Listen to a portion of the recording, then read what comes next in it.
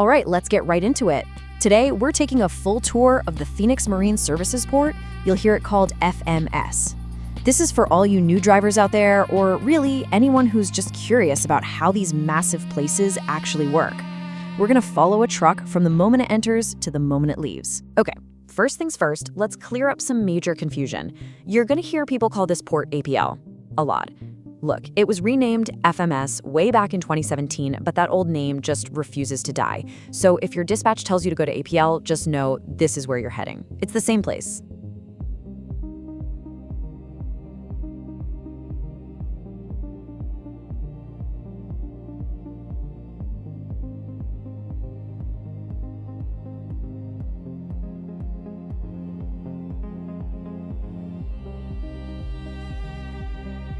So let's start the clock.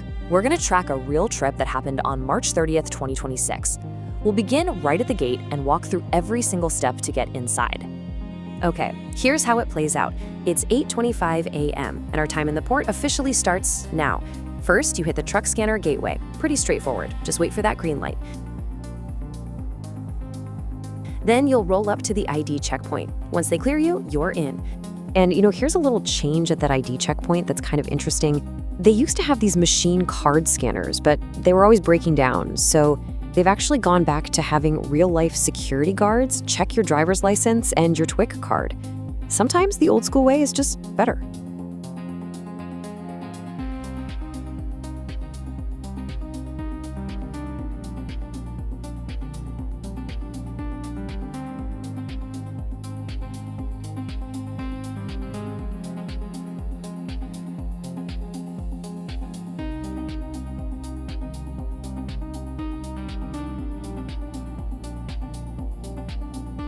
Your very first stop is the PIN unlocking area. All right, once you're past security and inside the port, you are going to come face to face with the single biggest change they've made recently. This place has gone almost completely digital, and if you're not ready for it, you're gonna have a bad time. And here it is, the most crucial thing you need to know. They do not print paper tickets anymore. This is why you have to have your phone out and ready to go. You need to take a picture of the transaction screen. I'm serious, if you miss it, you have no paper backup, and you are basically flying blind. Think of this screen as your entire mission briefing. It gives you two absolutely critical pieces of information. Number one, your exact drop-off spot. Number two, your transaction number for the app, which you'll need later. If you don't get a photo of this screen, your next stop is the trouble window, and nobody wants that. So for this trip, the screen flashes our orders, get this empty container over to spot AA210. Simple enough. After that, it tells us to head back to the staging area for our next assignment. Now, driving around this yard can feel like a giant, confusing maze. So here are a few pro tips.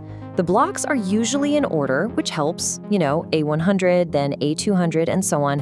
But watch out for blocks C and D. They're kind of merged together with no real sign. And whatever you do, if you miss your turn, there are absolutely no U-turns in the traffic lane. You gotta do the big loop all the way around.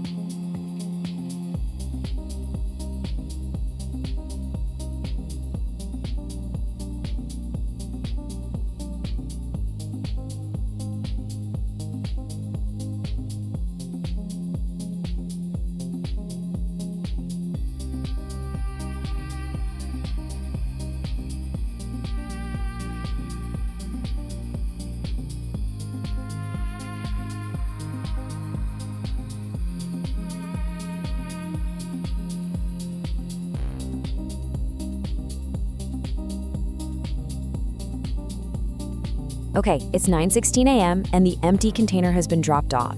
Boom, first part done. Now we head over to the staging area where the digital side of this journey really kicks in.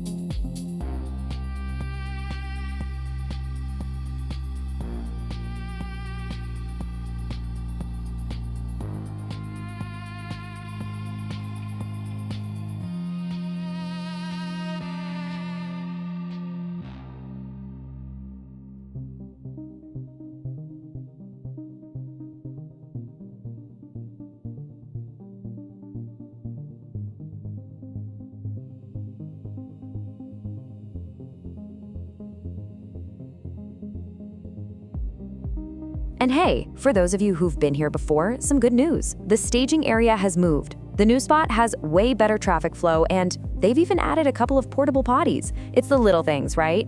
A definite upgrade.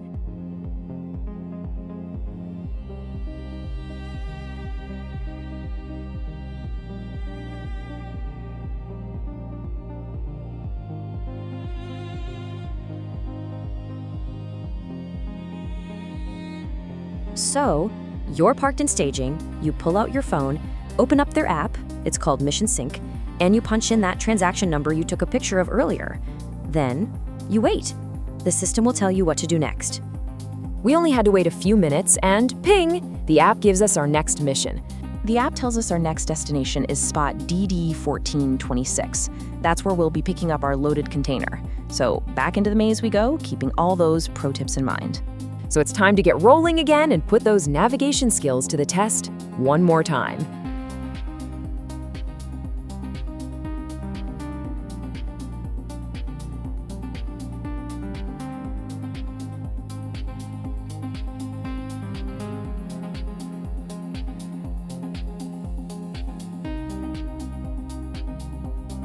And this brings us to a golden rule inside any port.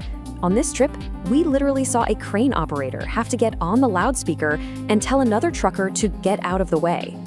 Just remember this, their equipment is bigger than yours. The giant port machines always have the right of way. Don't argue with them, just give them space.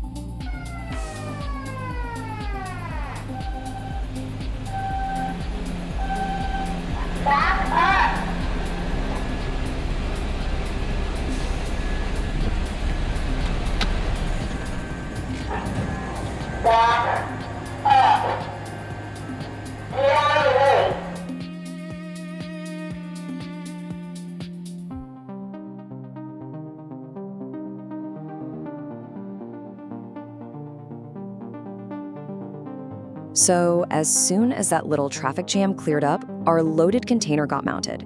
We're all secured and ready to go. The final step is just making a nice, clean exit out of the port.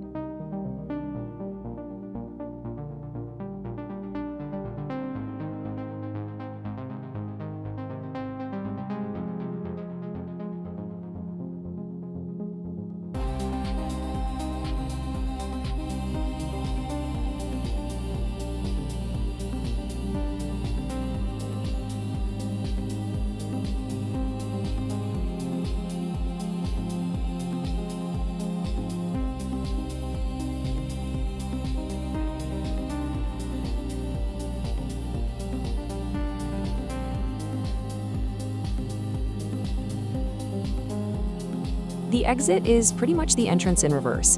You'll drive through another scanner gate, wait for the green light, and then pull over at a designated spot to lock your chassis pins down safely. And just like before, no paper, the whole transaction is zapped digitally straight to your company.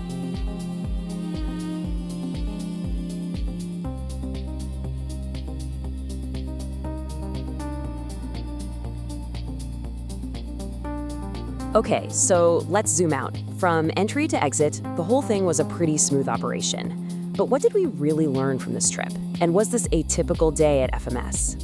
Well, the total time from arrival to departure, 9:25 a.m., was exactly 1 hour.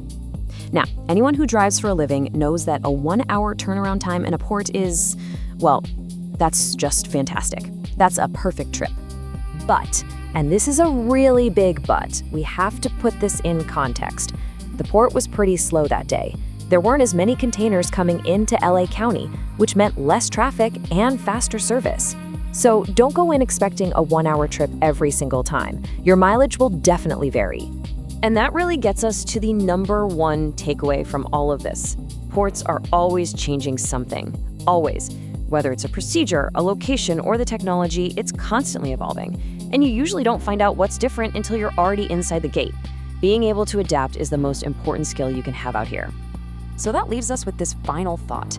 Everything from the ID check to getting your orders is different today than it was a year ago. The only question that really matters is, what's going to be different the next time you pull up to those gates? Thanks for joining me on this trip.